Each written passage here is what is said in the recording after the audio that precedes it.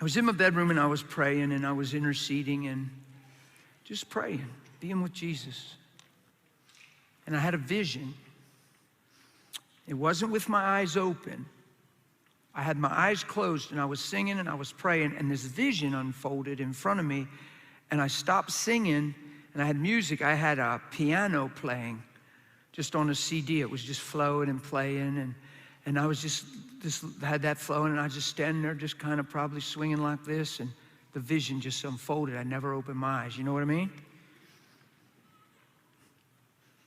I saw these corridors that were dark and dingy. There were little lamps, kind of looked like a movie scene when you're inside a whole bunch of caves that all meet in a big living space and or all come together. And there was little torches at the mouths of the holes. And there was all these black silhouettes and figures, and there was hysteria. It started to unfold that I could hear them, and there was cursings, and they were freaking out. This group was freaking out. And there was a tall figure in the center of the chaos and all the figures and the silhouettes that I was seeing. And he was standing, he was hooded, and he was just standing like this. Silent and motionless. I saw a side view. He was like this. You're in a vision. God's given you understanding. I knew it was hell. I knew it were demons. I knew it was Satan. A newspaper came through the vision. Jesus Christ raised from the dead. And a big, bold exclamation point passed right through my vision.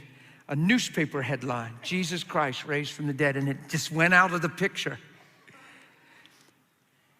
And I could hear hell freaking out, screaming at Satan, "You fool, we should have never followed you. We're finished now. God has brought salvation to men. Men can be filled with God's Spirit. Men can walk in the authority of His name. We are destroyed. We are finished." And they were freaking out because when they saw what they did and their eyes were open and all the scriptures came to light, they were freaking out.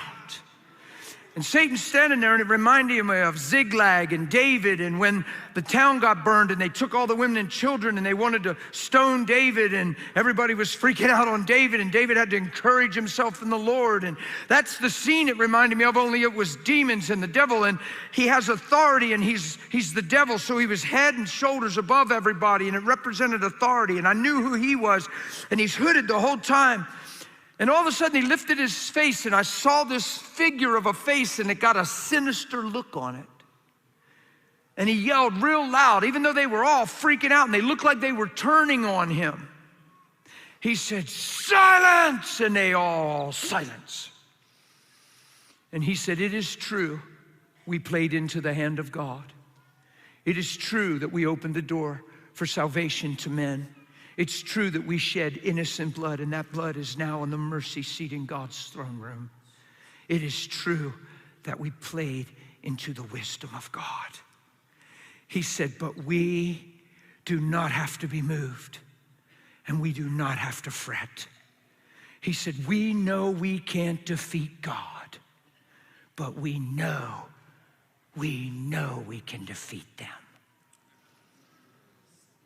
We have defeated them from the beginning." This is what I heard.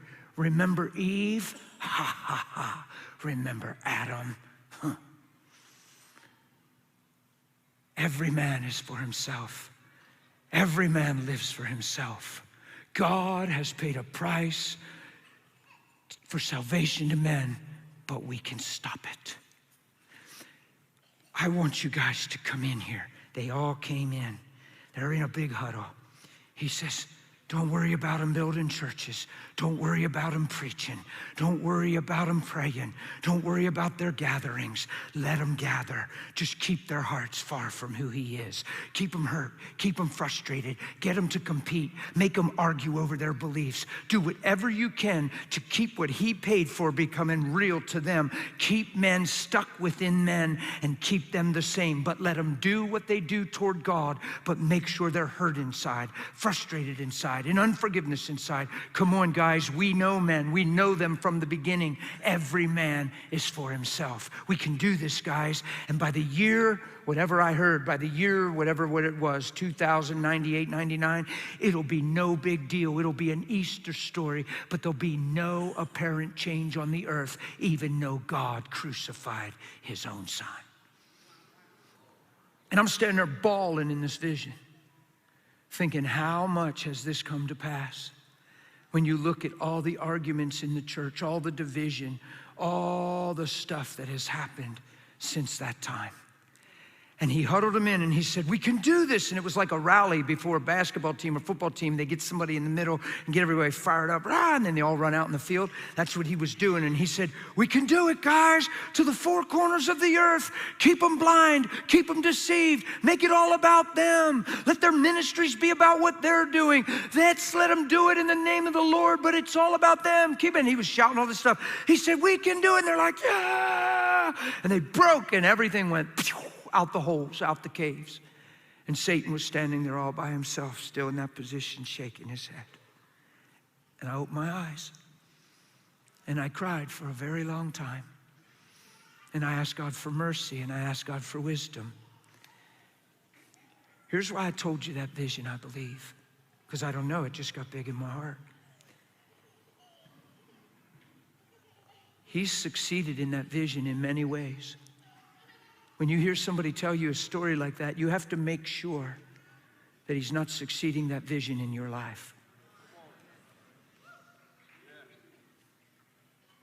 When he says every man loves himself, you have to make sure he's wrong where you're concerned. When he says people don't love God, they need God, you have to make sure, no matter how much he's right, you have to make sure he's wrong where you're concerned. Are you with me? God has done the greatest thing that could be done. And there is innocent blood on the mercy seat of heaven crying out mercy upon men.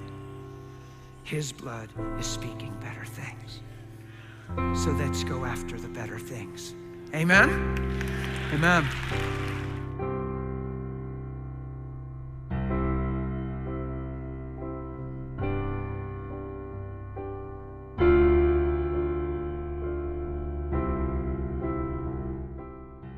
If you enjoyed this message, please visit danmohlerarchive.com to find over 2,500 more messages from Dan, all organized by category, playlist, and search. Enjoy.